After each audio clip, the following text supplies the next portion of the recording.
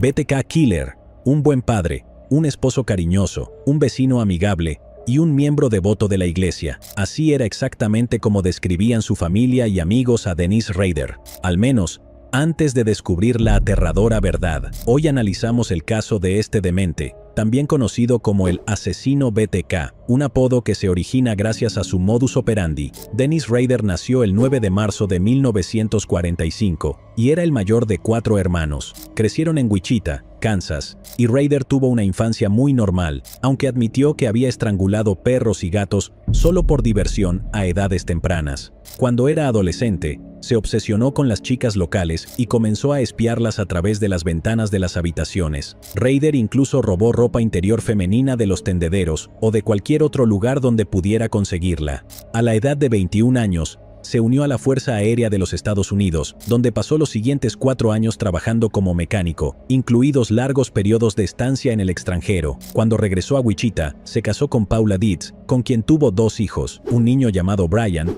y una niña llamada Kerry. Para cuidar de su familia a principios de los años 70, Rader aceptó un trabajo en una línea de montaje en la compañía Coleman, en Wichita. Aunque esto puede parecer una valla blanca promedio en la vida estadounidense, las cosas estaban a punto de tomar un giro espantoso cuando Rader conoció a otra empleada de Coleman, una madre de 33 años, llamada Julie Otero. Rader se obsesionó con Julie y comenzó a acosarla e incluso espiar a su familia. Si eso no fuera lo suficientemente enfermizo, incluso se enamoró de la hija de 11 años de Otero, Josephine.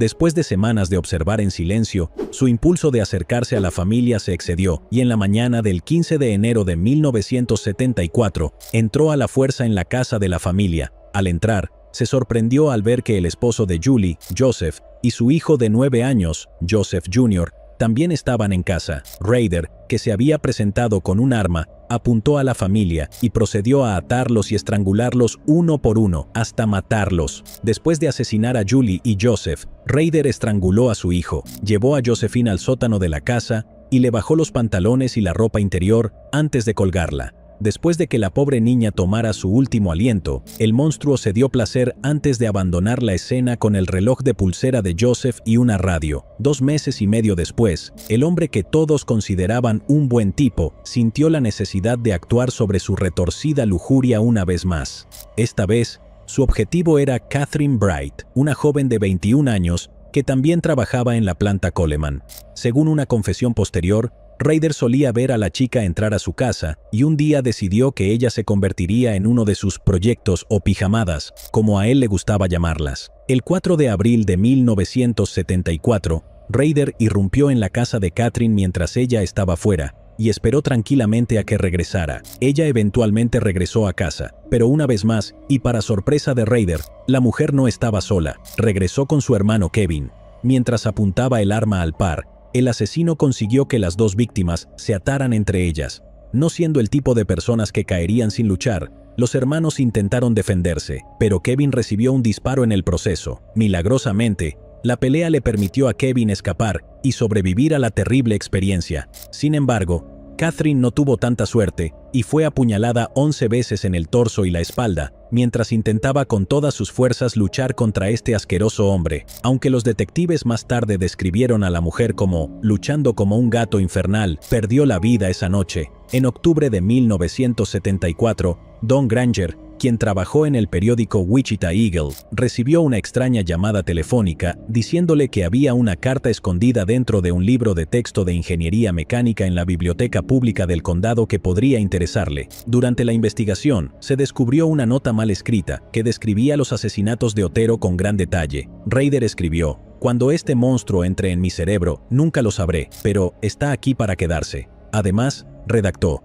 "Las palabras clave para mí serán: los ataré, los torturaré, los mataré, BTK. Lo verás nuevamente, estarán en la próxima víctima". Encima firmó la nota diciendo: "Su verdadero culpable". El periódico entregó la carta al Departamento de Policía de Wichita, quien la mantuvo en secreto durante meses para no asustar al público ni darle al escritor la satisfacción. Kathy Henkel, una reportera del periódico rival Sun, recibió más tarde una copia de la carta de una fuente anónima y decidió hacerla pública, escribiendo un artículo afirmando que había un asesino en serie suelto. En una racha de ironía, Al mismo tiempo que todo el público temía que hubiera un asesino en masa cerca, Rader había conseguido un trabajo para instalar sistemas de alarma con el servicio de seguridad ADT. Para empeorar las cosas, la única razón por la que Rader consiguió un trabajo en primer lugar fue porque la gente entró en pánico, ya que había un asesino irrumpiendo en las casas y querían protegerse. Durante varios años, el asesino se quedó en silencio, de alguna manera logrando reprimir sus impulsos. Eso fue hasta 1977, cuando atacó nuevamente 2 veces. El 17 de marzo de 1977, irrumpió en la casa de Shirley Vian, la dominó, la ató,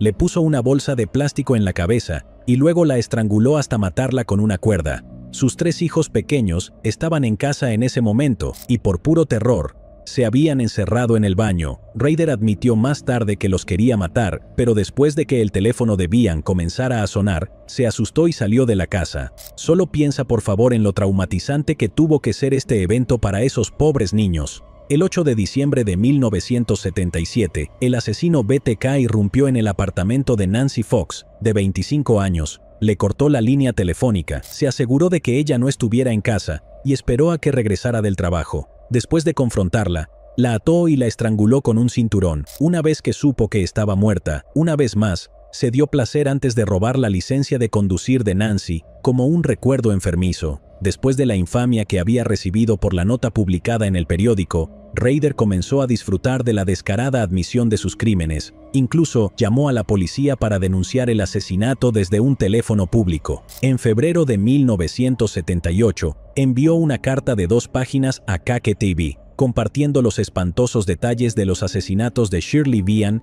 y Nancy Fox. Después de esto, Dennis Rader no volvería a matar durante 7 largos años. Durante ese tiempo, se mantuvo ocupado obteniendo una licenciatura en justicia penal de la Universidad Estatal de Wichita. Sí, amigos, este enfermo asesino en serie estudió Derecho y obtuvo un título. Durante este tiempo, Rader se convirtió en un miembro activo de la Iglesia Luterana de Cristo e incluso se convirtió en presidente del Consejo de la Congregación. Kerry Rawson, la hija de Rader, lo describió como un gran padre. Incluso encontró tiempo para ser líder scout en el grupo de Boy Scouts de su hijo. Para este momento de su vida, era respetado por sus amigos, vecinos y familiares, pero faltaba algo que simplemente no podía evitar: la insaciable necesidad de matar. Así que de nuevo esta vez, su vida de ir a la iglesia con pastel de manzana y sus impulsos pervertidos estaban a punto de chocar de la manera más inquietante. Dennis Rader reinició sus malvados caminos el 27 de abril de 1985, cuando comenzó a obsesionarse con una mujer mayor, Maureen Hedge, que vivía en la misma calle que la familia Rader. En su estilo habitual, irrumpió en la casa de Maureen y se escondió hasta que ella regresó a casa con su novio. Esta vez, sin embargo, esperó a que el prometido se fuera y a que Maureen se acostara en la cama, antes de lanzarse desde la oscuridad y estrangularla hasta matarla con sus propias manos. Insatisfecho con simplemente quitarle la vida a la mujer, luego llevó su cuerpo desnudo a la Iglesia Luterana de Cristo, donde la posó en varias posiciones de esclavitud alrededor de la iglesia y tomó fotografías absolutamente horribles. Después de terminar, cavó una zanja poco profunda y rodó el cuerpo dentro de ella, antes de enterrarlo. Dicen que los perros viejos no pueden aprender nuevos trucos, pero en septiembre de 1986, Rader cambió toda su metodología y se vistió como un reparador de teléfonos para llamar a la puerta de su próxima víctima, Vicki Wegerle. Tan pronto como ella lo dejó entrar a la casa, le apuntó con su arma. Junto con el hijo de 2 años de Vicki también en la casa, la mujer se defendió cuando Rader intentó atarla. Tristemente, el monstruo la dominó y logró estrangularla con un par de medias de nylon. Luego, tomó fotografías de su cuerpo antes de irse con su auto. Mientras se alejaba, el esposo de Vicki, Bill Wegerle, regresaba a casa en el lado opuesto de la carretera y miró fijamente al extraño que conducía el carro de su esposa. Sin embargo, esto no salvaría a la 10ª y última víctima del asesino BTK, Dolores Davis, de 62 años. Rader realmente estaba en un viaje de campamento de Boy Scouts el 19 de enero de 1991, cuando se dio cuenta de que había olvidado algo en casa. Sin embargo, en el camino de regreso a casa, este vil asesino tomó un desvío e irrumpió en la casa de la anciana, arrojando un bloque de concreto por la ventana. La ató y la estranguló hasta la muerte con un par de pantimedias, antes de esconder el cuerpo debajo de un puente y regresar al campamento como si nada hubiera pasado, ya sea que sintiera que se le acabaría la suerte o que se estaba volviendo demasiado viejo para seguir matando. Rader decidió que su ola de asesinatos debería llegar a su fin. En 2004, la investigación del asesino BTK se había congelado. Fue entonces cuando Rader intentó tontamente enviar una carta a la policía, reivindicando la responsabilidad de un asesinato que no se había relacionado previamente con él. Esto encendió el interés en el caso una vez más y llevó a la policía a realizar pruebas de ADN a cientos de hombres en un intento de localizar al asesino BTK. De hecho, a pesar de que se tomaron 1100 muestras de ADN en total, no lograron identificar a Dennis Rader. Rader envió un mensaje a la policía en un disquete, del cual rápidamente revisaron los metadatos del documento de Microsoft Word. En estos datos, encontraron que el documento había sido hecho por un hombre que se hacía llamar Dennis. También encontraron mención a la iglesia luterana. A partir de ese momento,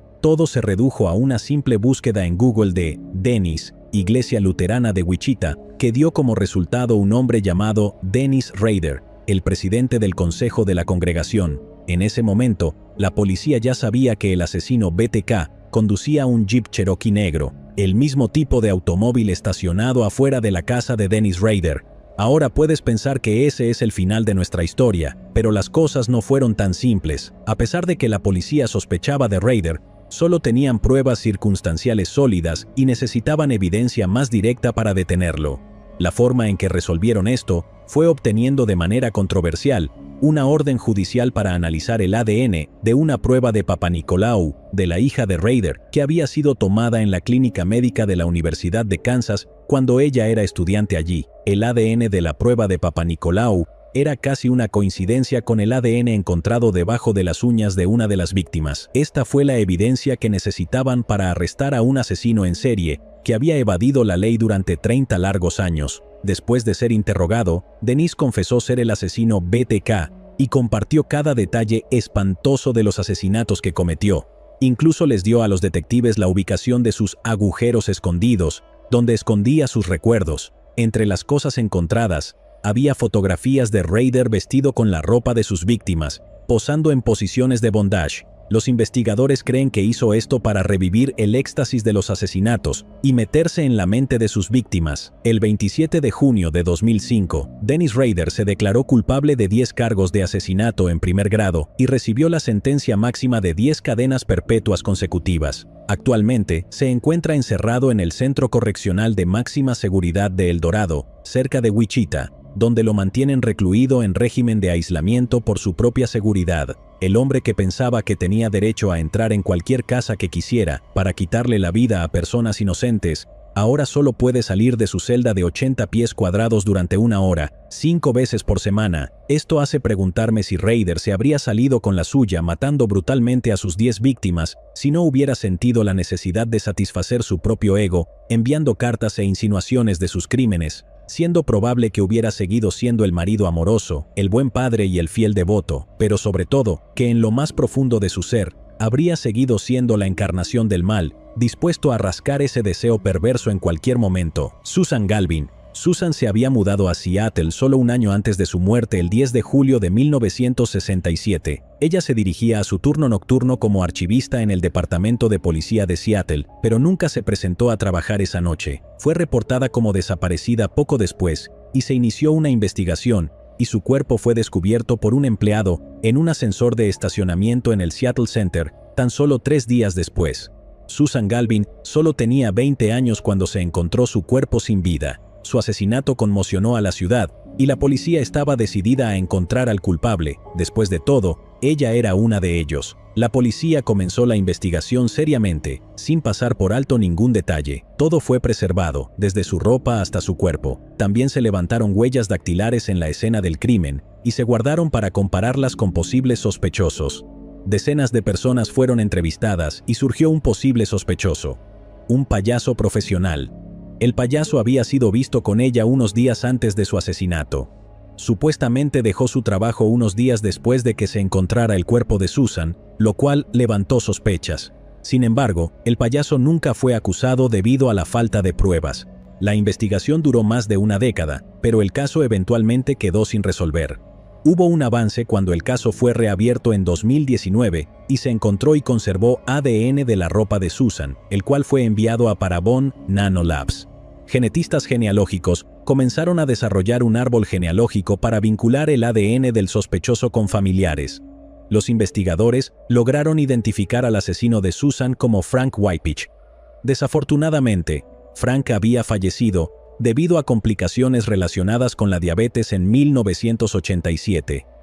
En el momento del asesinato, Frank tenía 26 años, estaba casado y tenía un hijo.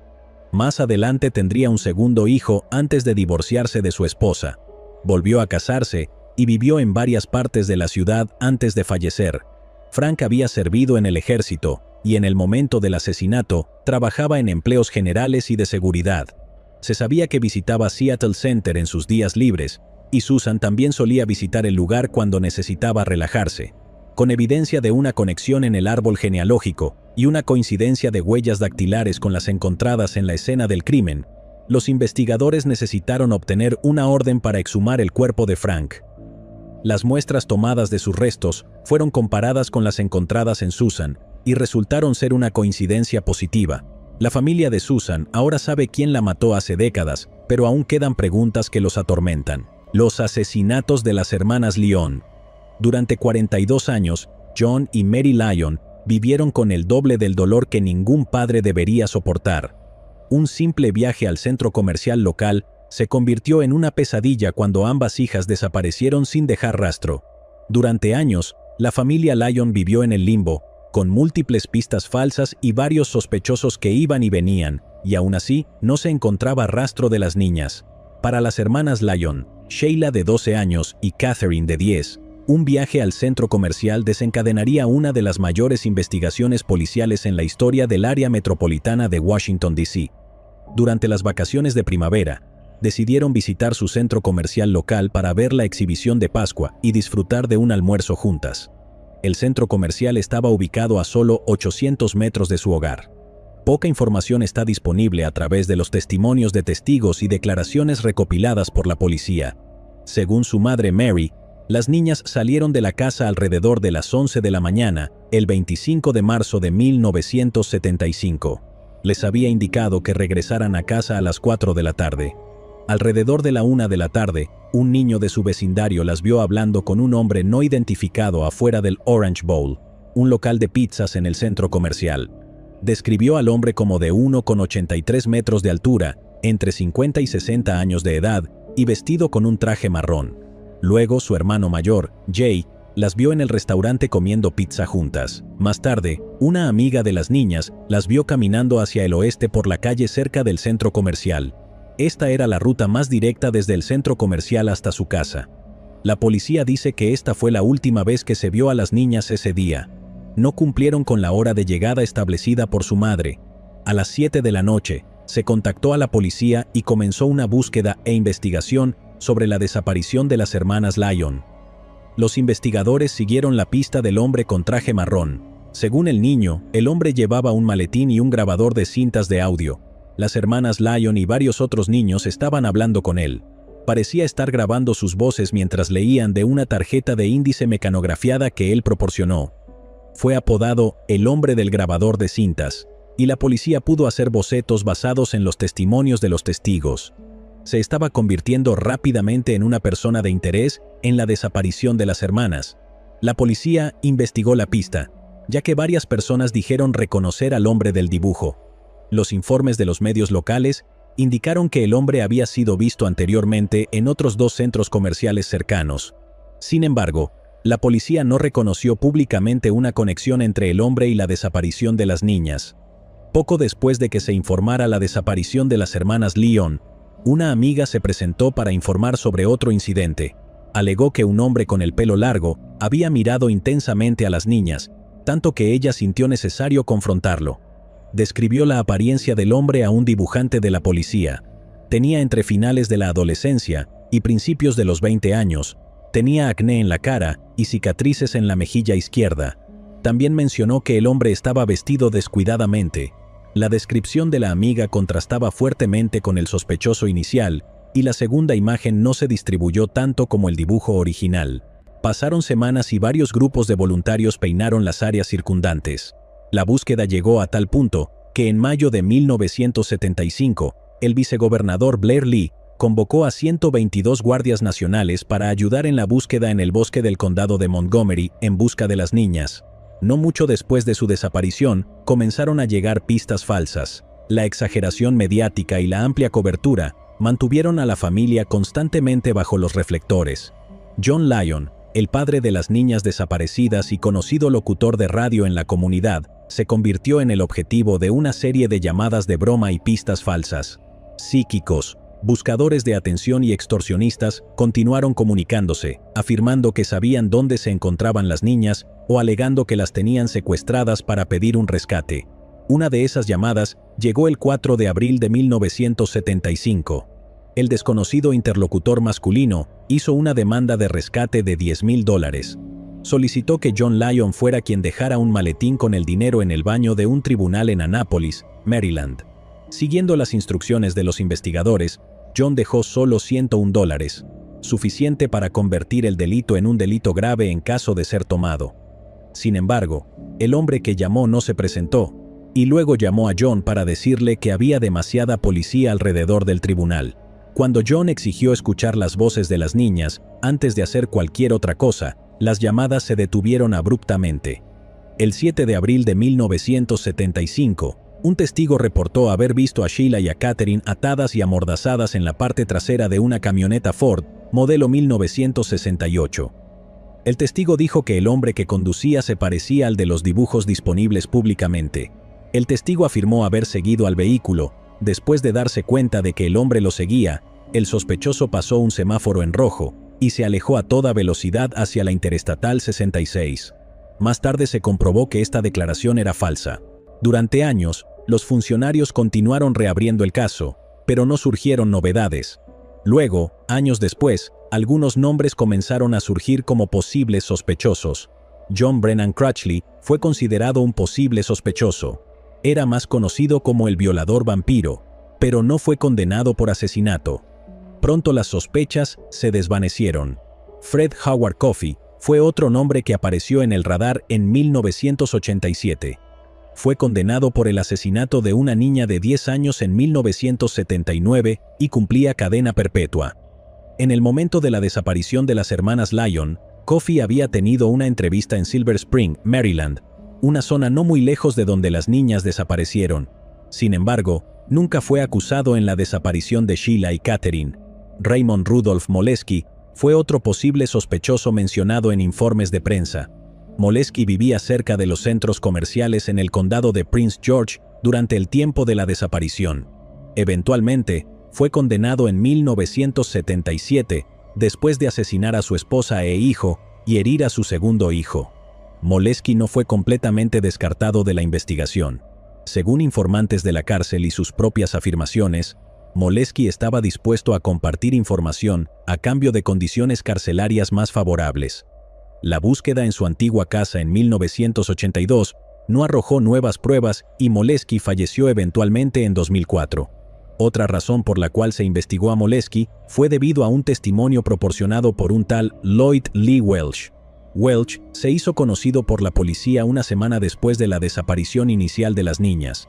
Se acercó a un guardia de seguridad en Whedon Plaza, diciéndole que tenía información sobre el secuestro. La policía llevó a Welch a una comisaría de policía cercana para una entrevista. Según documentos judiciales, Welch describió al hombre con el traje marrón y el grabador de cintas. Welch dijo que el hombre con el grabador de cintas obligó a las niñas a subir a un auto e incluso pudo describir el cojeo de Molesky a la policía.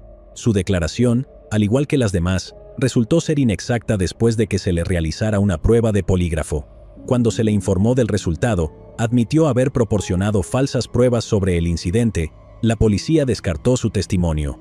La policía redactó un informe de una sola página en la que escribieron la palabra mentira en la parte superior. Parecía que los investigadores estaban siendo llevados de un lado a otro en una búsqueda sin sentido. El caso volvió a enfriarse y muchos se habían retirado del cuerpo policial, pasando el archivo a los nuevos investigadores. Eventualmente, en 2013, llegó al escritorio del sargento Chris Homrock, quien decidió intentarlo. Mientras Holmrock revisaba los numerosos archivos y documentos del caso, se encontró con las transcripciones de las declaraciones de Welch de hace años, las cuales a menudo habían sido pasadas por alto, y Holmrock mismo no las había leído antes. Al revisar el documento, hizo algunos descubrimientos sorprendentes sobre el supuesto testigo.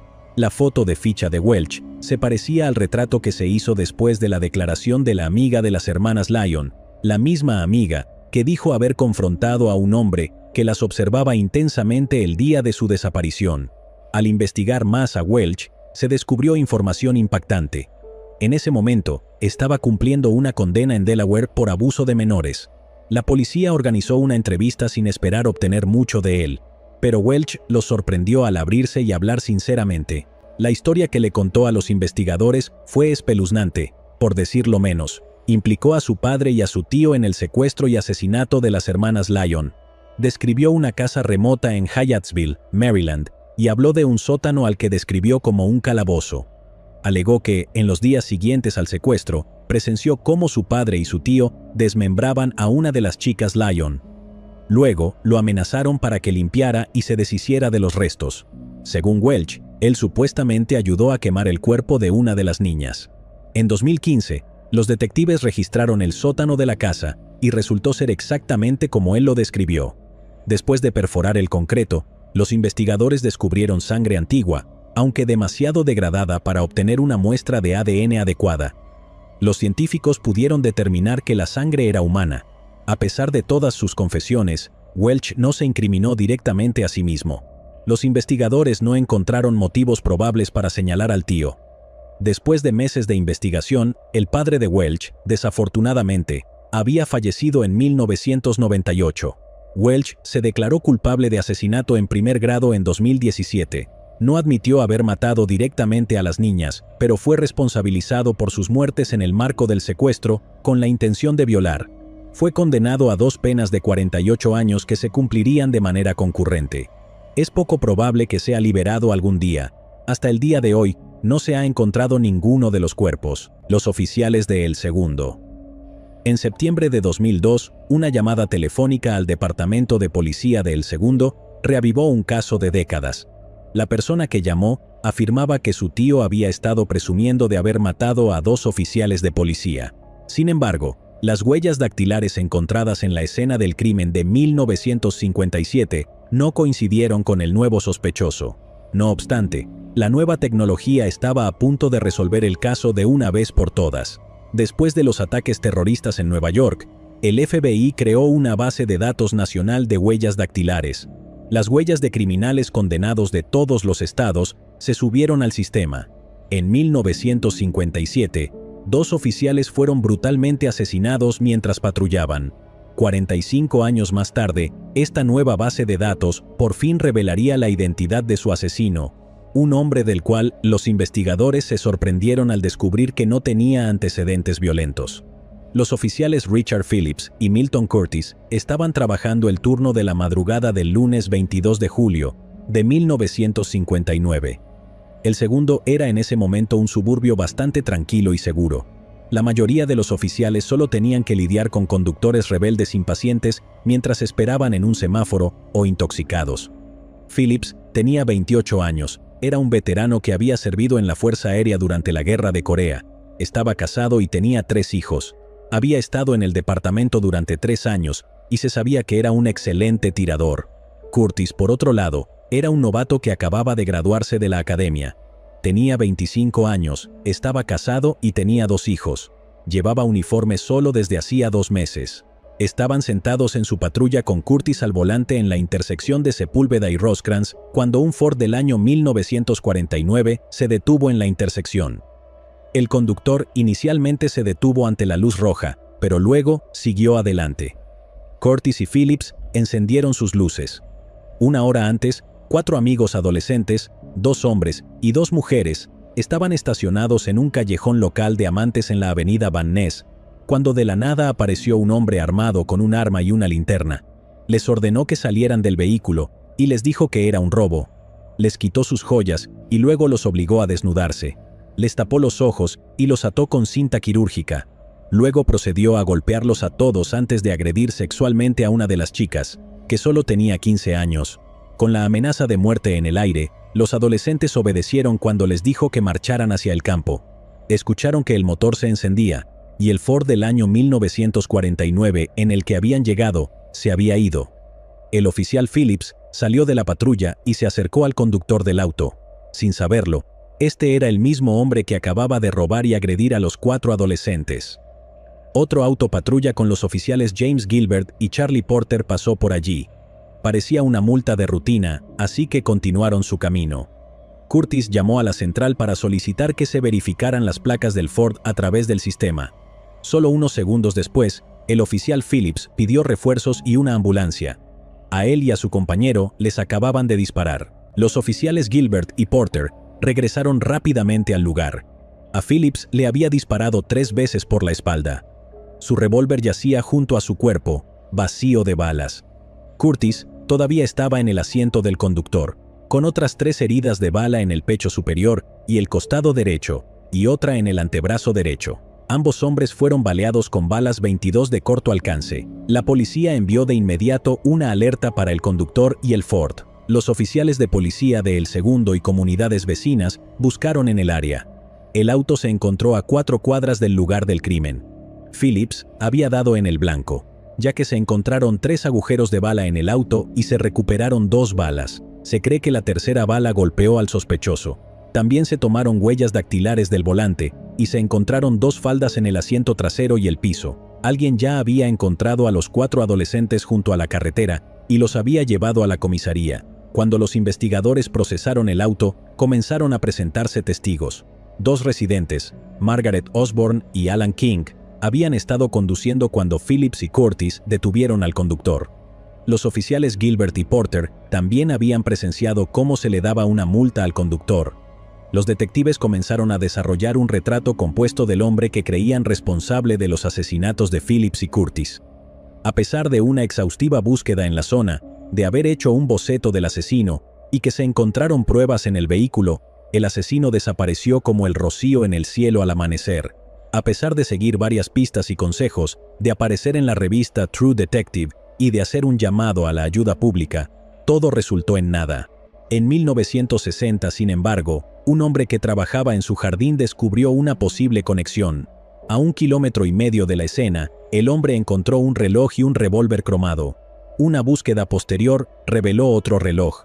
Desafortunadamente, la pistola había estado enterrada por demasiado tiempo como para encontrar alguna huella en ella.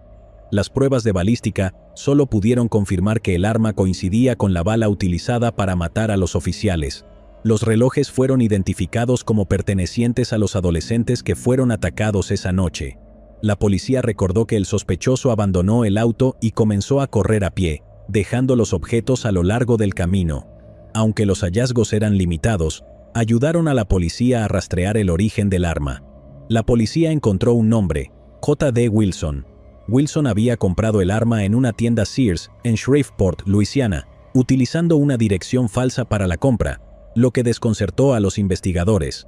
La policía decidió investigar la posibilidad de que el hombre no fuera de Shreveport. Después de buscar en los moteles locales, lograron localizar a un George D. Wilson de Miami, quien se había registrado el 16 de junio de 1957. Todo lo que tenían era una firma. Resultó que el nombre también era un alias.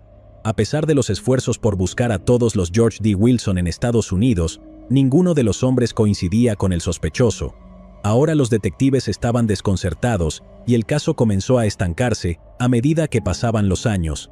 45 años después, por fin se encontró un nombre que coincidía con las huellas encontradas en el volante. En enero de 2003, la policía llegó a la casa de Gerald Mason. Sorprendido por la fuerte presencia policial, cuestionó por qué estaban allí. Los oficiales explicaron quiénes eran y por qué habían ido. Con una respuesta incrédula, Mason dijo: «Dios mío, están aquí por eso. Eso sucedió hace tanto tiempo. No puedo creer que estén aquí molestándome con eso». Gerald Mason nació en Columbia, Carolina del Sur, en 1934. A principios de la década de 1950, sirvió en el ejército antes de ser dado de baja honorablemente. En 1956, tuvo problemas con la ley cuando fue arrestado y condenado por hurto y robo. Cumplió 8 meses y fue liberado en 1957. En 1960 conoció y se casó con su esposa Betty, con quien tuvo 2 hijas. Gerald también era dueño de varias estaciones de servicio y se retiró como un hombre adinerado en la década de 1990. Ahora, siendo un abuelo de 68 años, había estado viviendo en su ciudad natal, Columbia, desde su jubilación. Su arresto respondió a la pregunta que había persistido durante décadas. Según le dijo a los detectives, estaba borracho la noche de los asesinatos en 1957. En ese estado, se topó con los adolescentes, pero no pudo recordar la razón del ataque a los mismos. Después de cometer el asalto, robó el auto y estaba conduciendo cuando fue detenido por Phillips y Curtis. Temía que descubrieran que había robado el auto y agredido a los adolescentes. «Si no los mato, ellos me matarán», dijo Mason en relación al motivo de haber asesinado a los oficiales. Mason se declaró culpable de asesinar a los oficiales Phillips y Curtis el 24 de marzo de 2003. Gerald Mason fue condenado a cadena perpetua y se le permitió cumplir su condena en Carolina del Sur para estar cerca de su familia. Mostró remordimiento por la devastación que causó a las familias de Phillips y Curtis. En 2009, se le negó la libertad condicional y en 2017 falleció a los 83 años después de cumplir 14 años en prisión. El asesinato de Margaret Peggy. Beck. Para Margaret Peggy Beck, ser consejera de un campamento de Girl Scouts era un sueño hecho realidad, pero ese sueño se vio truncado en 1963. Beck fue encontrada asesinada en su tienda de campaña y también había sido agredida sexualmente. Durante 56 años, su asesino permaneció sin identificar y sus padres nunca pudieron descubrir quién le arrebató la vida a su hija. Beck era estudiante en la escuela secundaria North de Denver y vivía con sus padres y 3 hermanas. Desde los 9 años había sido parte de las Girl Scouts y, en el verano de 1963, fue nombrada consejera en el campamento Flying G Ranch de las Girl Scouts. La noche del 18 de agosto de 1963, Beck estaba durmiendo sola en su tienda de campaña, ya que su compañera de tienda estaba enferma y había sido enviada a la enfermería para recuperarse. Nadie escuchó nada cuando un intruso entró al campamento, se deslizó dentro de la tienda y puso fin a la joven vida de Peggy. Su compañera de tienda hizo el espeluznante descubrimiento después de que Peggy no se presentara al desayuno. La policía y los investigadores de la escena del crimen pudieron recolectar raspados de ADN debajo de las uñas de Peggy, pero no se encontró ningún sospechoso a pesar de una extensa búsqueda en el área. Sin pistas ni sospechoso identificable, el caso quedó sin resolver. En 2007, sin embargo, con los avances tecnológicos, se creó un perfil de ADN utilizando los raspados encontrados debajo de las uñas de Peggy. Aunque se había ingresado en una base de datos nacional, no se obtuvieron coincidencias en el perfil. Tomaría otros 12 años antes de que un sistema de pruebas de ADN mucho más avanzado proporcionara una respuesta muy necesitada. En junio de 2019, se creó otro perfil de ADN en colaboración con United Data Connect, con sede en Denver.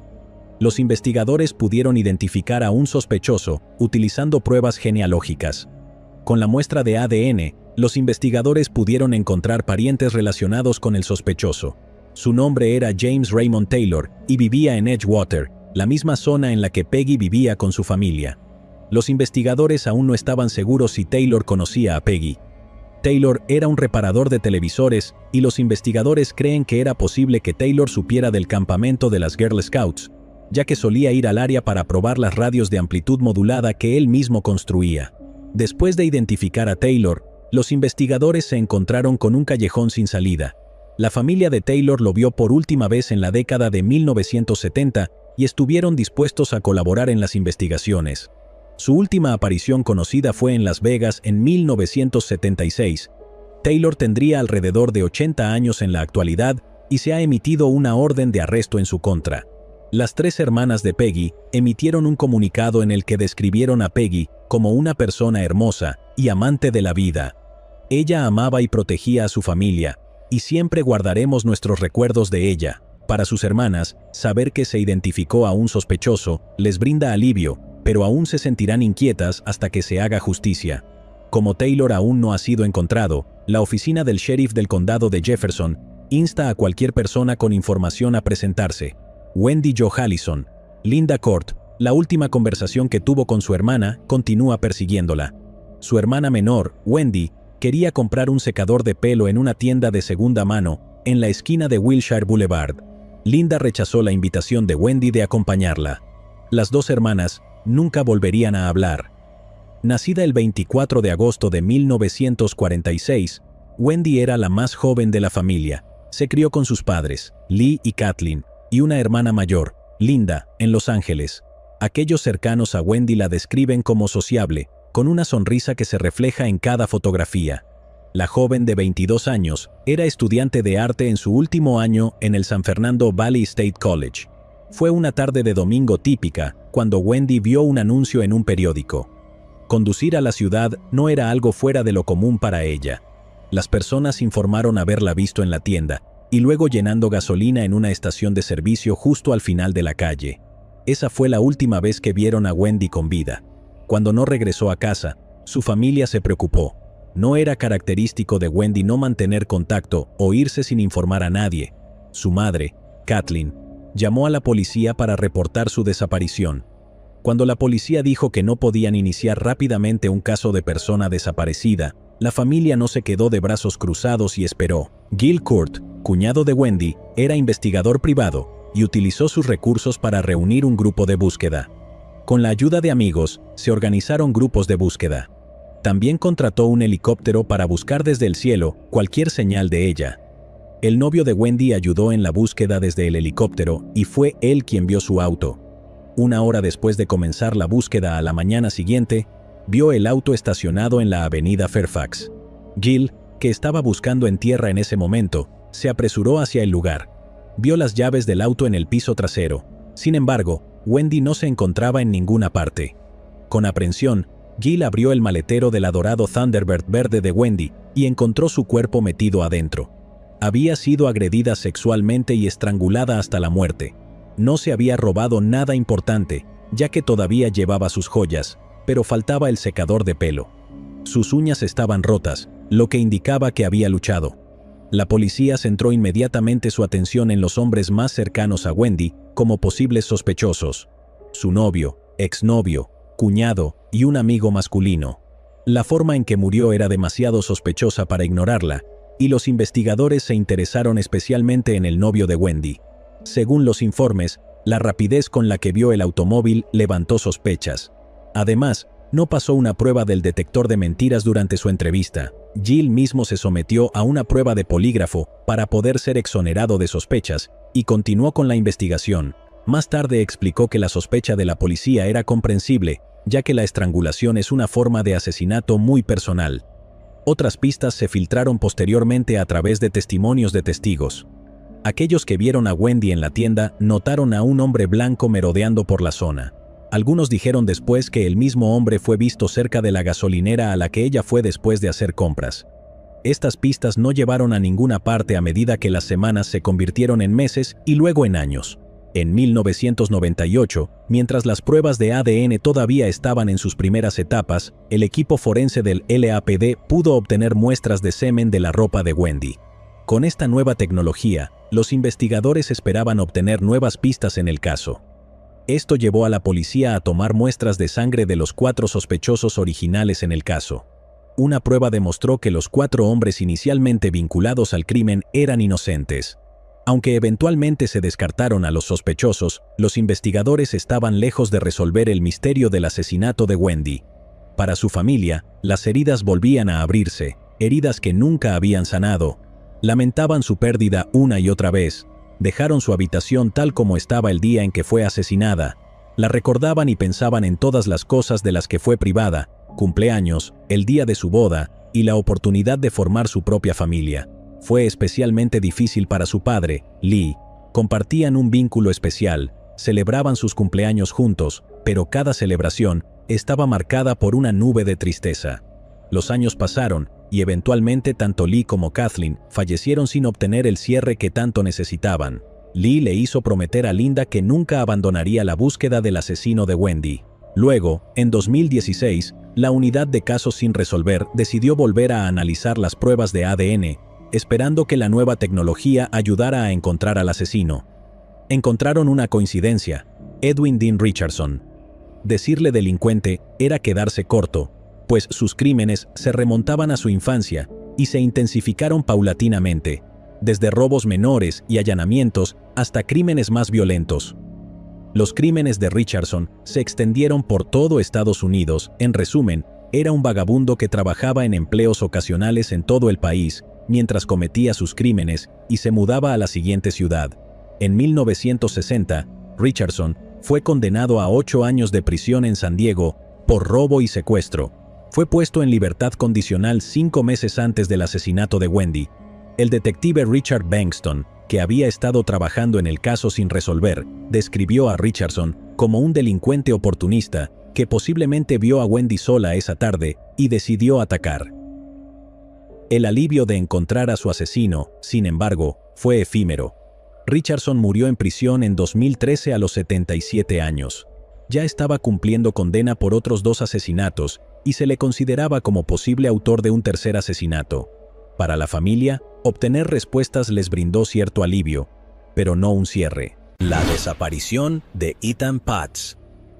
Durante 37 años, Julie y Stan Paz mantuvieron la esperanza de que su hijo Ethan, desaparecido, regresara a su hogar en el Bajo Manhattan. Se negaron a mudarse o cambiar sus números de teléfono en caso de que el niño necesitara comunicarse. En la mañana del 25 de mayo de 1979, armado con su mochila y $1 para comprar un refresco, el niño de 9 años, Ethan Paz, se dirigió a 2 cuadras y media de distancia hasta West Broadway. Julie observaba desde la ventana de su loft mientras su pequeño hacía su primer viaje solo hacia la parada del autobús escolar. Nunca lo volvería a ver. Sin preocuparse, Julie y Stan continuaron con su día. Cuando Ethan nunca regresó a casa, comenzaron a sonar las alarmas de alarma. Julie y Stan más tarde se enteraron de que Ethan nunca había llegado a la escuela. Después de no contactar a la policía durante todo el día, inicialmente los padres fueron considerados como posibles sospechosos en la desaparición de su hijo. Sin embargo, fueron rápidamente descartados y comenzó una intensa búsqueda. Esa noche, 100 agentes de policía y un equipo de perros de rastreo comenzaron a recorrer las calles en busca de Ethan. Durante semanas, la policía, la familia y los vecinos recorrieron la zona con muy pocas pistas. Las fotos de Ethan se imprimieron en innumerables carteles de niños desaparecidos y su rostro fue uno de los primeros en aparecer en una caja de leche. Su foto también se proyectó en las pantallas de Times Square. A pesar de este esfuerzo intensivo por encontrar a Ethan, no se logró ningún avance y todas las pistas se agotaron. Con el paso de los años, el caso se enfrió aún más sin nuevas pistas ni sospechosos. El 25 de mayo de 1983, en el aniversario de la desaparición de Ethan, el presidente Ronald Reagan declaró el día como el Día Nacional de los Niños Desaparecidos en los Estados Unidos. Pasaron décadas y los investigadores se enfrentaron a una avalancha de pistas falsas. Numerosos hombres jóvenes aparecerían afirmando ser Ethan, pero las falsas confesiones no llevaron a ninguna parte. Sin embargo, un nombre era familiar para ellos: José Ramos. Ramos era amigo de una de las niñeras de Ethan, y su nombre surgió después de ser condenado por abuso de menores en la década de 1990 y cumplir una condena en Pensilvania. En 2001, Ethan fue declarado legalmente muerto. Habría tenido 28 años. Cada año, en su cumpleaños y en el aniversario de la desaparición de Ethan, Stan Paz enviaba a Ramos una copia del cartel de niño desaparecido, en el que escribía: ¿Qué le hiciste a mi pequeño? Ramos mantenía su inocencia en la desaparición de Ethan, pero eso no impidió que Julie y Stan iniciaran un caso civil en su contra en 2004. A los Paz se les otorgaron $2 millones de compensación, pero nunca se les pagó. Ramos nunca fue acusado ni enjuiciado penalmente por el asesinato de Ethan. 31 años después de su desaparición, el caso fue oficialmente reabierto el 25 de mayo de 2010.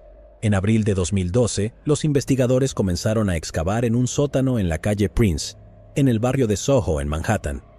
Las pistas indicaban que el sótano había sido remodelado poco después de la desaparición de Ethan, pero no se encontró nada de importancia.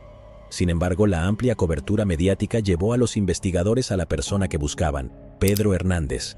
Hernández tenía 18 años en el momento del crimen y trabajaba en una bodega en Soho, cerca de la parada de autobús a la que Ethan se dirigía cuando desapareció. Basándose en nuevas pistas, la policía interrogó a Hernández y rápidamente confesó el asesinato. Hernández le dijo a la policía que atrajo a Ethan al sótano de la tienda con la promesa de una soda, luego estranguló al niño y después desechó su cuerpo en una caja de cartón junto con la basura. Aunque tenían la confesión, los investigadores necesitaban corroborar la declaración. El cuñado de Hernández sería la persona encargada de hacerlo. José López se puso en contacto con la policía en 2012. Tanto él como la hermana de Hernández, Nina, alegaron que Hernández confesó abiertamente el asesinato de Ethan. La familia sabía durante años que Hernández estaba involucrado en el asesinato de un niño. Era un secreto familiar a voces. Según la familia, en 1982, Hernández confesó en la iglesia haber asesinado a un niño, pero no dio un nombre ni ninguna pista sobre quién podría haber sido el niño. Esta evidencia permitió que un gran jurado acusara a Hernández de asesinato en segundo grado y secuestro en primer grado. El juicio no iba a ser sencillo. Inicialmente, el abogado de Hernández argumentó que su cliente tenía un coeficiente intelectual bajo y que sufría un trastorno de personalidad esquizotípica, una condición que causa alucinaciones. Su abogado también cuestionó la veracidad de las declaraciones, afirmando que la confesión se obtuvo después de 7 horas de interrogatorio por parte de la policía. Sin embargo, el juez de la Corte Suprema, Maxwell Wiley, declaró que el juicio podía continuar con una audiencia para determinar si las declaraciones hechas por el acusado podían ser utilizadas en el juicio. La audiencia determinó que Hernández estaba plenamente consciente de sus derechos Miranda y era competente para comprender la importancia de renunciar a sus derechos. El primer juicio comenzó el 5 de enero de 2015 y resultó en un juicio nulo con un jurado en empate. Hernández fue juzgado nuevamente en octubre de 2016 y el 14 de febrero de 2017 fue declarado culpable de secuestro y asesinato agravado. Fue condenado a cadena perpetua con posibilidad de libertad condicional después de cumplir un mínimo de 25 años. El caso de Ethan Paz sin duda sumió a la sociedad en una nueva era de seguridad infantil. El concepto de peligro por parte de desconocidos se ha convertido en una herramienta universal para enseñar a los niños la importancia de conocer su entorno y las personas que los rodean. Después de 40 años, Julie y Stan Paz por fin dejaron atrás sus vidas en la calle Prince, Nueva York, y se mudaron a Hawái. Hasta el día de hoy, el cuerpo de Ethan nunca ha sido encontrado. El asesinato de Everett Delano. Cuando la unidad de casos sin resolver de New Hampshire se inauguró en 2009, un nombre había sido olvidado. Fue la determinación de una hija la que le recordó a la policía que su padre no había muerto en vano. Delano era un hombre de bien que trabajaba incansablemente para mantener a su esposa Blanche y sus 3 hijos, Daryl, Darlene y Denise. A las 10 de la mañana del 1 de septiembre de 1966, todo terminó abruptamente cuando Everett recibió 3 disparos durante un robo. Pasarían años para encontrar a su asesino y al final su asesino demostraría ser un cobarde en lugar de enfrentar la justicia. Everett Delano ingresó al servicio en 1941, al comienzo de la Segunda Guerra Mundial.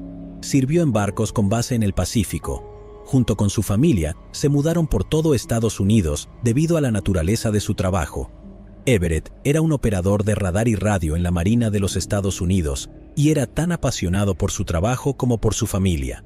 Tuvo una exitosa carrera y ascendió de rango para convertirse en suboficial jefe.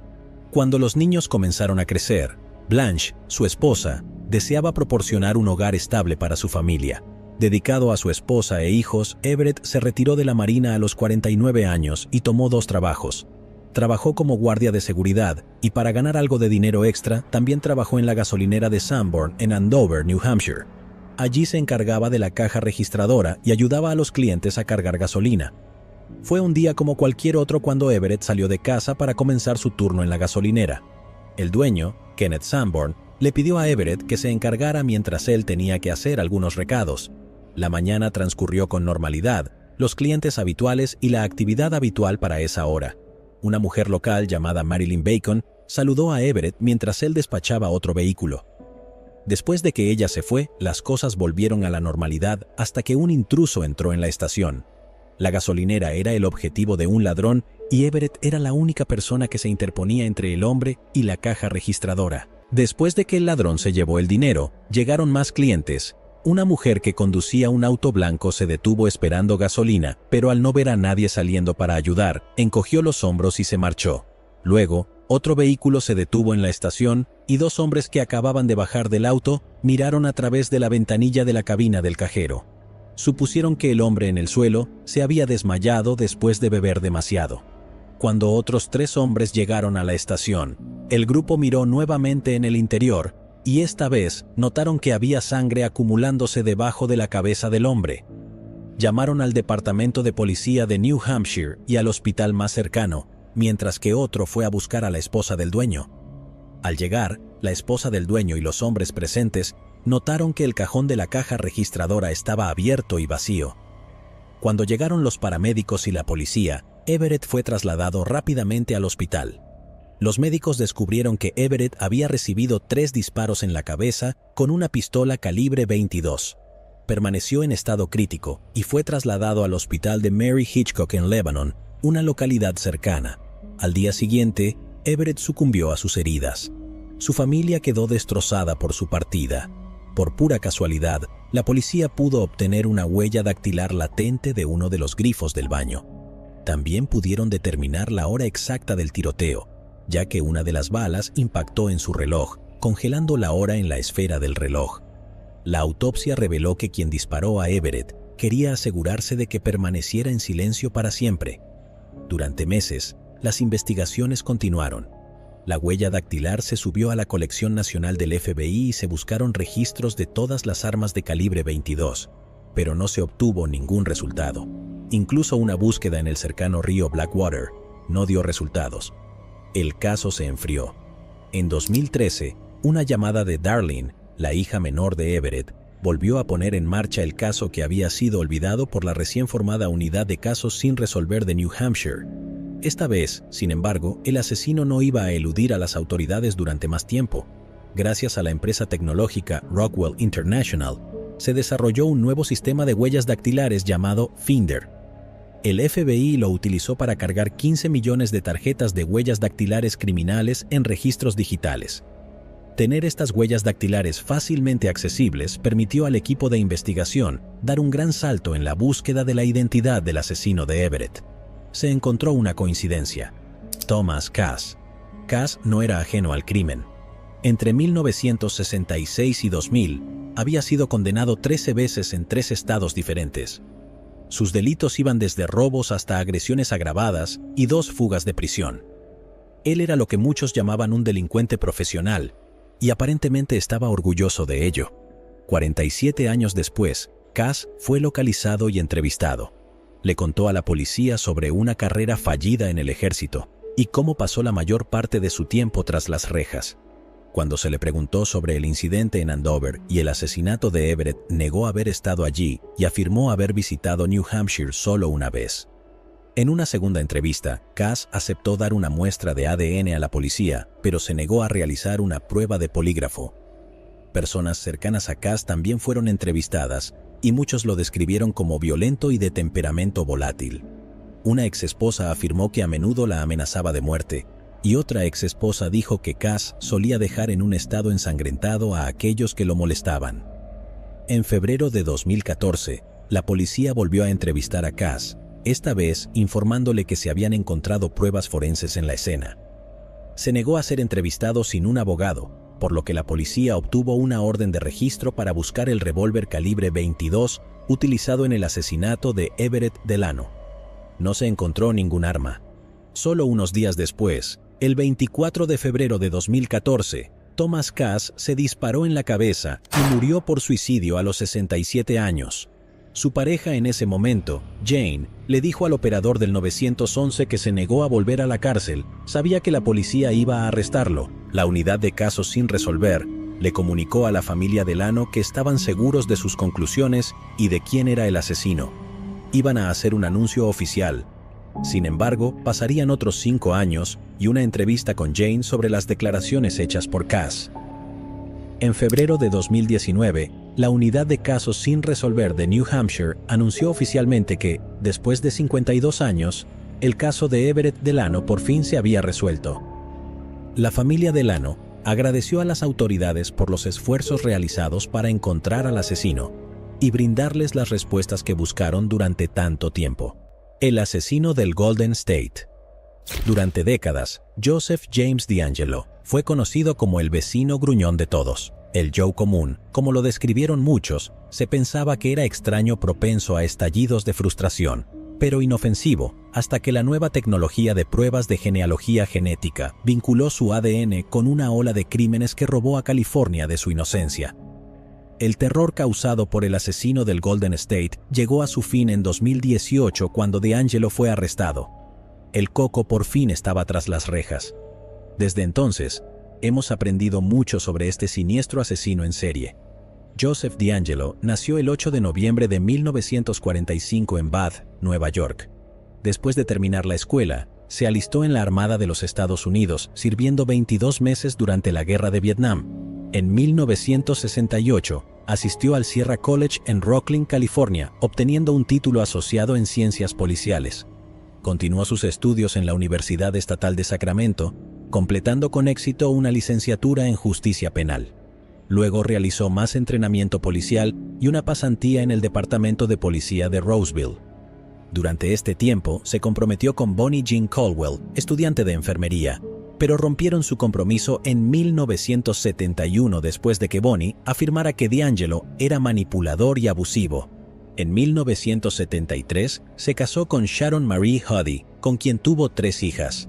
Después del matrimonio, comenzó a llevar una peligrosa doble vida. En 1976, DeAngelo y su familia se mudaron a Sacramento. Él comenzó a trabajar para el Departamento de Policía de Auburn. Mientras estaba allí, comenzó una serie de agresiones sexuales en el área. Los principales objetivos eran mujeres solteras que vivían solas. El perpetrador desconocido fue apodado el violador del área este por la prensa.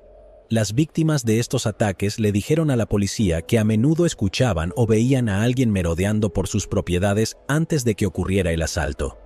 Los investigadores creían que DeAngelo buscaba posibles víctimas haciendo llamadas telefónicas para descubrir sus rutinas diarias. Llegaba incluso a entrar a las casas de las víctimas de antemano y vaciar las armas de municiones mientras dejaba ligaduras escondidas dentro de la casa para usar más tarde. Lo que comenzó como un ataque a mujeres solteras se convirtió en ataques a parejas. Según la policía, su modus operandi cambió después de los informes de los medios sobre el violador del área este y sus víctimas preferidas, mujeres solteras que vivían solas. Se rumora ampliamente que DeAngelo pudo haber asistido a una reunión comunitaria para discutir sobre el violador, lo que también resaltó su aversión a atacar a mujeres cuando sus esposos estaban en casa. Ahora nadie estaba a salvo del hombre que entraba y atacaba con la intención de hacer daño. Hacía que la mujer atara a su pareja antes de colocar platos sobre la víctima masculina. Asegurándose de que entendieran que iba en serio, DeAngelo amenazaba con asesinar a todos si escuchaba que los platos se movían. Luego llevaba a la víctima femenina a otra habitación y la agredía repetidamente. DeAngelo disfrutaba de la tortura psicológica que infligía a sus víctimas. Se quedaba en la escena del crimen comiendo comida y saqueando la casa. A veces, saltaba desde la oscuridad asustando a sus víctimas después de que creían que ya se había ido. Utilizaba amenazas de asesinato para mantener su silencio y continuaba con el tormento mental a través de llamadas telefónicas después de los ataques. DeAngelo se mantenía alejado de las calles, utilizando senderos para bicicletas, cauces de arroyos y parques para escapar de la escena del crimen. Continuó su reinado de terror hasta 1979.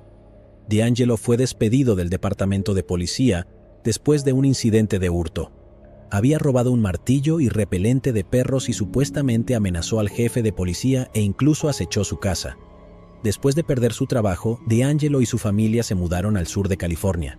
A partir de entonces, el asesino en serie dentro de él emergió. La primera pareja tuvo la suerte de escapar de su ataque.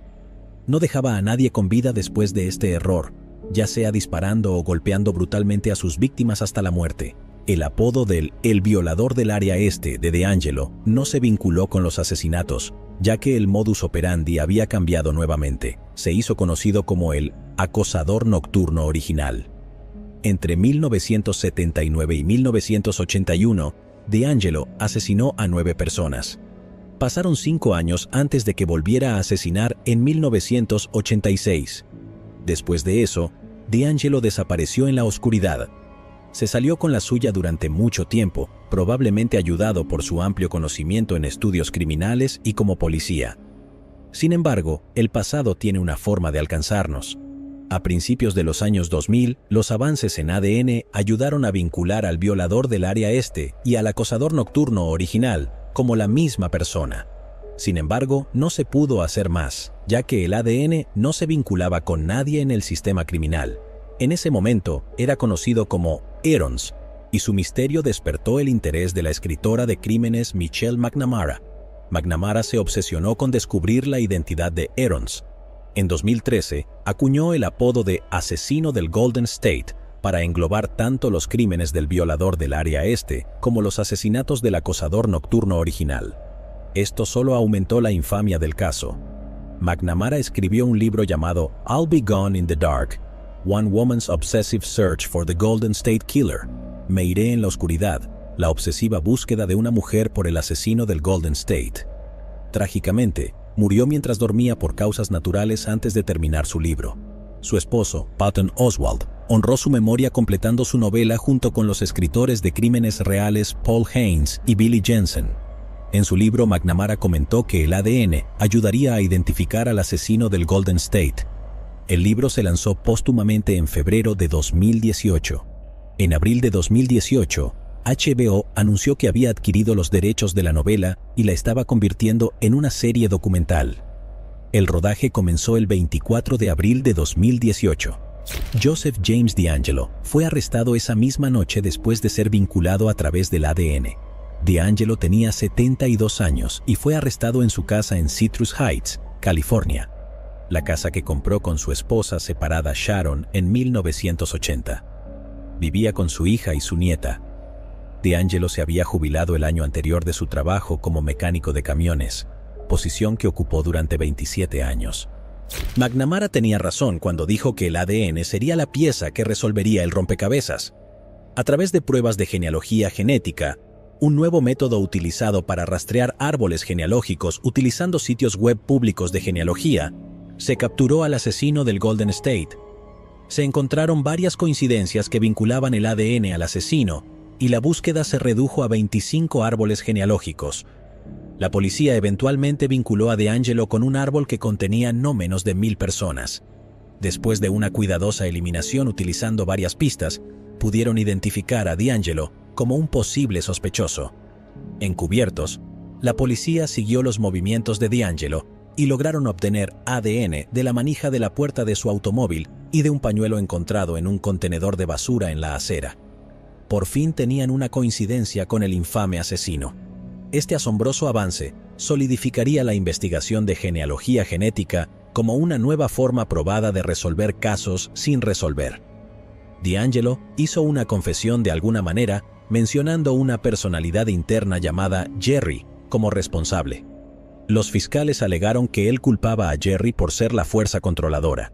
Posteriormente, DeAngelo fue vinculado al caso del saqueador de Visalia entre 1974 y 1976. Se declaró culpable del asesinato de Claude Snelling en 1975. Durante la sentencia, se disculpó sinceramente con las familias de las víctimas por el trauma que les había causado. Su familia nunca sospechó que él era el asesino, y su hija mayor dijo que era el padre perfecto. Se le acusó de 13 cargos de asesinato en primer grado con circunstancias especiales y 13 cargos de secuestro. Fue condenado y sentenciado el 21 de agosto de 2020 a cadena perpetua después de declararse culpable para evitar la pena de muerte. Irene Garza. Cuando Irene Garza entró a la iglesia, no sabía que el diablo la estaba esperando. Durante 5 décadas, su asesino logró eludir a los investigadores a pesar de la nube de sospecha que lo rodeaba, hasta que un nuevo fiscal sacudió el polvo de los expedientes y generó revuelo en el camino. El asesinato de Garza destrozó a su familia y a la comunidad. Ella era una persona genuinamente buena, una católica devota que iba a confesarse todos los domingos, una reina de belleza con un corazón de oro, una maestra que gastó su primer sueldo en ropa y libros para sus estudiantes, una joven cuya vida fue truncada por las manos de un lobo escondido entre ovejas. El 16 de abril de 1960, Irene fue a la iglesia católica Sacred Heart para hacer su confesión semanal y finalizar los detalles de las celebraciones de Pascua para ese fin de semana. Sería su confesión final. Cuando Irene no regresó a casa a la mañana siguiente, sus padres Josefina y Nicolás denunciaron su desaparición, lo que desencadenó la mayor oleada de voluntarios en la historia del Valle del Río Grande. El 18 de abril de 1960, se encontraría un rastro de evidencias a lo largo de la carretera McAllen. Su bolso, zapato izquierdo y velo de encaje estaban dispersos a varios cientos de metros a lo largo de la carretera. Durante la búsqueda, surgieron pistas falsas sobre su secuestro y una falsa confesión de asesinato destinada a ser una broma macabra. El 21 de abril de 1960, el cuerpo de Irene fue encontrado flotando en un canal de riego a varios kilómetros de distancia del lugar donde los voluntarios de la búsqueda descubrieron el rastro de evidencias. Una autopsia reveló que había sido agredida sexualmente y asfixiada hasta la muerte antes de ser arrojada al río. Todas las posibles pruebas físicas fueron lavadas por el agua. Cuando las autoridades drenaron el canal, se encontró un proyector de diapositivas bastante nuevo a pocos metros del lugar donde se descubrió el cuerpo de Irene. El cable era lo suficientemente largo como para atar a alguien y el proyector lo suficientemente sólido como para usarlo como ancla. La policía creyó tener una pista para rastrear al propietario y establecer un sospechoso en el asesinato de Irene. Pero el sospechoso resultó ser esquivo, como atrapar humo con las manos. El padre John Bernard Fate era un sacerdote con un pasado. Después de completar su formación en el seminario en San Antonio, fue asignado al área de McAllen. 3 semanas antes del asesinato de Irene, Fate fue acusado de agresión sexual en otra iglesia católica de McAllen. La mujer, María América Guerra, se acercó a la iglesia con noticias del incidente.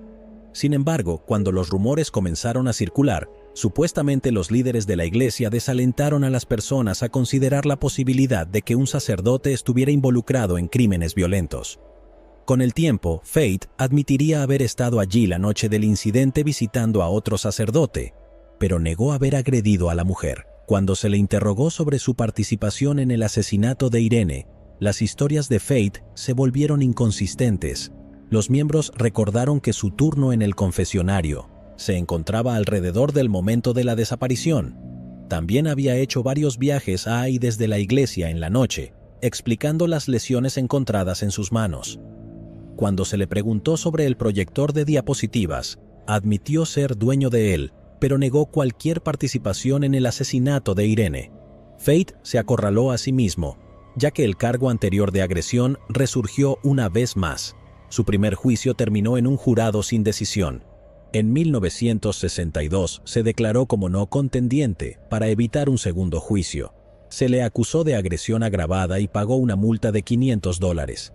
Después de completar los procedimientos legales en el caso de agresión, Fate fue enviado por la iglesia a la Abadía de la Asunción para servir como monje y arrepentirse de sus pecados.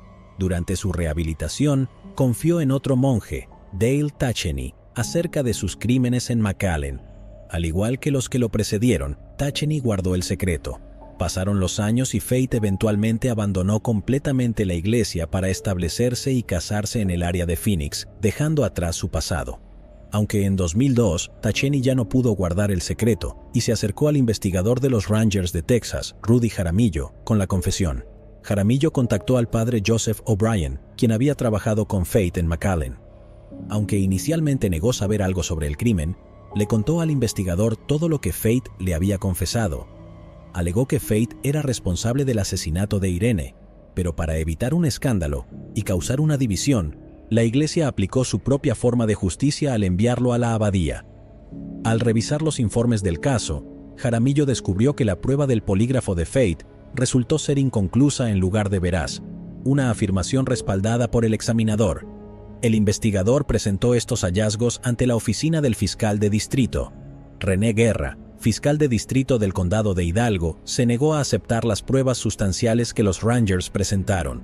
Guerra afirmó que sin ADN o una confesión, no podía llevar un caso tan antiguo a juicio. En 2002, le dijo al periódico Brownsville Herald: «Revisé el expediente hace algunos años y no había nada. ¿Puede resolverse?» «Bueno, supongo que si crees que los cerdos pueden volar, todo es posible». Sus siguientes palabras hirieron a la familia Garza. ¿Por qué alguien estaría atormentado por su muerte?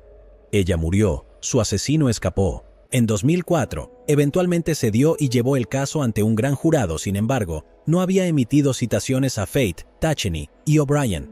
El gran jurado se negó a acusar a Fate. La indignación por la injusticia llevó a un cambio en la ley y el orden dentro del distrito. En 2014, el juez de la Corte de Distrito Ricardo Rodríguez hizo campaña para desbancar a Guerra, utilizando el caso Garza como tema de campaña, y fiel a su palabra, reabrió la investigación en abril de 2015, después de asumir el cargo de fiscal de distrito. En febrero de 2016, Fate fue arrestado en Scottsdale, Arizona. Tenía 83 años en ese momento y era residente en una casa de asistencia. Años de esconderse de la verdad lo alcanzaron cuando renunció a su derecho de extradición. Se declaró inocente y fue detenido bajo una fianza de $1 millón. Fate ya se encontraba en etapas avanzadas de cáncer de riñón y vejiga. Mientras estaba recluido en la cárcel del condado de Hidalgo, Fate permaneció bajo supervisión médica. Durante todo el juicio, mientras la defensa y la fiscalía discutían sobre la legitimidad de las declaraciones hechas por los testigos y basadas en prueba, los fiscales llegaron incluso a afirmar que solo se había salido con la suya con el asesinato debido a la protección de la Iglesia Católica. Después de un año de audiencias y juicios, Fate fue condenado por el asesinato de Irene Garza en diciembre de 2017. Su defensa argumentó por libertad condicional debido a la falta de delitos violentos desde el asesinato de Garza, mientras que la fiscalía solicitó una condena de 57 años, considerando que había logrado evadir la justicia durante ese tiempo. Posteriormente, se le impuso una sentencia de cadena perpetua. Fate estuvo recluido en la unidad WWJ Estelle en Huntsville, Texas, y acabó falleciendo por causas naturales en febrero de 2020, a los 87 años. Este caso marcó el récord como el caso más antiguo resuelto, y es un testimonio para los investigadores que no se rinden en busca de justicia para las víctimas de casos sin resolver y brindar un poco de alivio a los miembros de la familia. Llegados aquí, ¿acaso no has visto este otro crimen? Yo no me lo perdería,